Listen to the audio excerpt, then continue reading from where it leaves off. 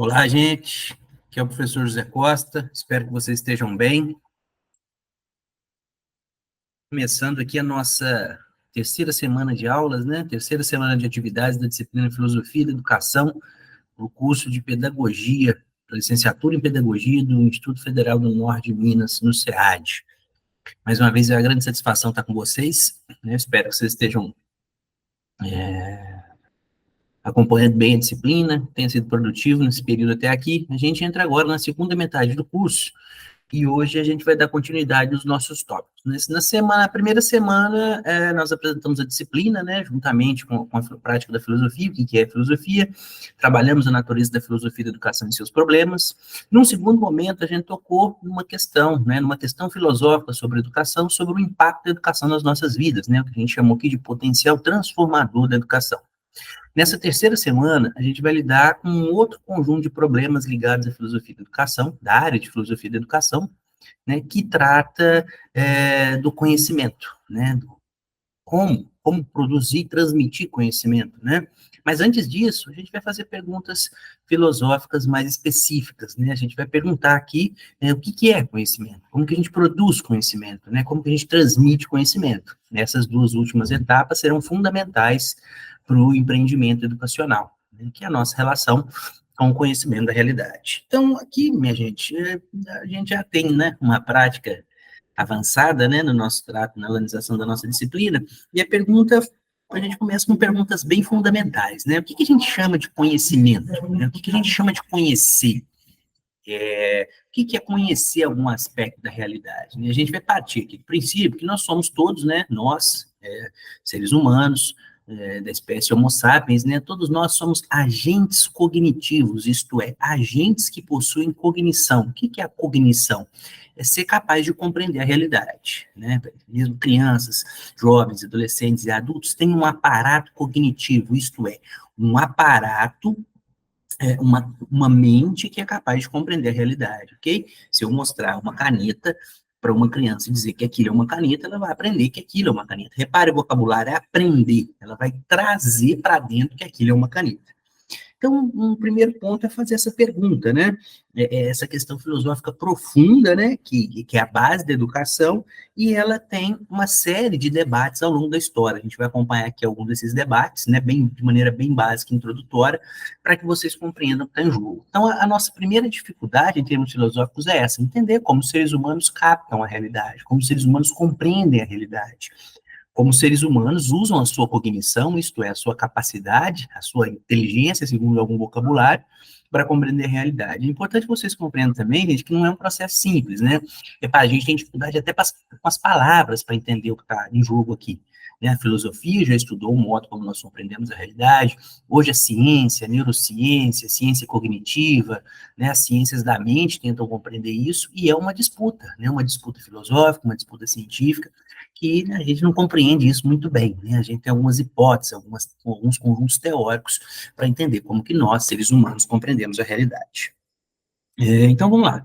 Vamos começar, vamos organizar um pouco as coisas, né? A área da filosofia, né, estudo o conhecimento, né, a filosofia do conhecimento, é chamada de epistemologia. O nome é esquisito, mas eu vou traduzir. Episteme é a palavra greco-latina para conhecimento. Episteme. Logia, logos, vem de razão. É buscar alguma razão, né? Que é buscar alguma compreensão racional do que é conhecimento. Isso quer dizer a palavra epistemologia. Né? O que é conhecimento? O que a gente pode conhecer? O que é conhecer a realidade? Então, essa é uma pergunta, é uma área de investigação muito importante, né? Repare, a gente dizer, né? Dizer coisas sobre o mundo envolve que a gente tenha algum conhecimento sobre o mundo, né? Eu posso dizer, bom, o meu mouse está aqui à minha direita, né? Quer dizer, então eu tenho que saber o que é um mouse. Quem me disse que isso aqui é mouse? Pode ser o caso que eu passei a vida inteira achando que se chama mouse, mas quando eu chego em Portugal, eles vão chamar isso aqui de outra coisa, né? Porque em Portugal não costumam usar as palavras em inglês. Quer dizer, eu posso passar a vida inteira acreditando em X, e depois de muito tempo eu descobri que X não era X. Repare, eu estava enganado. E essa é uma relação curiosa com a realidade, né? Nem sempre a gente está certo. Está na moda que as pessoas dizem assim: essa é a minha verdade, José, essa é a minha verdade. Quer dizer, a gente não tem as nossas próprias verdades, né? A gente pode ter opiniões sobre o mundo, mas não dá para dizer que eu tenho as minhas verdades, porque quem nos dá as verdades são o mundo, né? Agora a gente tem que entender um meio para investigar as coisas do mundo, né? Que nos dê segurança para entender o que são as coisas do mundo. Vamos pensar num exemplo banal aqui. A força gravitacional. A gravidade age com 9,8 metros por segundo ao quadrado.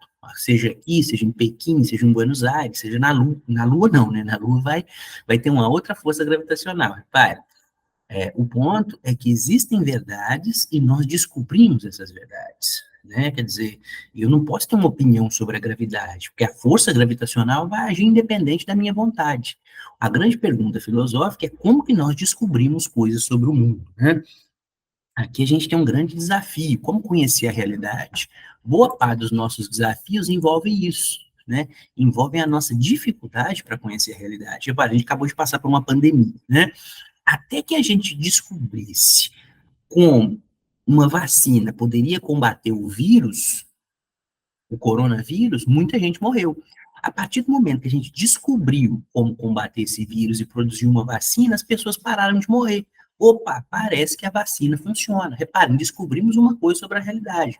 Descobrimos alguma coisa na realidade que ajuda a combater uma forma viral e nos mantém vivos. Quer dizer, nós descobrimos coisas da realidade, né? E esse é o grande desafio da epistemologia, descobrir um método seguro para que nós possamos conhecer coisas sobre a realidade, sobre coisas sobre como o mundo funciona, né? E nós já descobrimos uma série de coisas ao longo da história. A gravidade, a existência de outros planetas, a força gravitacional, a necessidade de correção visual, né? Eu tenho um problema visual. Sem óculos eu tenho dificuldade para enxergar. Quando eu coloco óculos eu vejo melhor. Nós descobrimos meios para melhorar a nossa saúde, a expectativa de vida aumentou, nós descobrimos formas de produção do conhecimento para fazer internet, para fazer nossos computadores, para fazer nossas máquinas. Então, repare, a gente já descobriu muitas coisas, mas uma série de outras coisas a gente ainda não descobriu. A gente ainda não sabe. E esse é um desafio da epistemologia, né? Tentar nos ajudar a lidar melhor com a realidade, ok? No âmbito da filosofia da educação, minha gente, a preocupação epistemológica diz respeito a como, né, esse conhecimento já construído vai ser transmitido aos estudantes, né, vai ser transmitido a quem vai buscar o processo educacional, né, como ensinar a força da gravidade, como ensinar a teoria da evolução, como ensinar que 21 mais 4 dá 25, né, quer dizer, esse é um grande desafio. Então, a filosofia da educação ela está preocupada com a epistemologia na medida em que ela vai se preocupar em como promover esse conhecimento adquirido pelas práticas humanas que tentam investigar a realidade, né? Quer dizer, então, aí cada área do conhecimento vai desenvolver meios e métodos próprios para disseminar os conhecimentos que ela veio a produzir, ok? Então, essa é a nossa preocupação aqui no âmbito de uma filosofia da educação, né?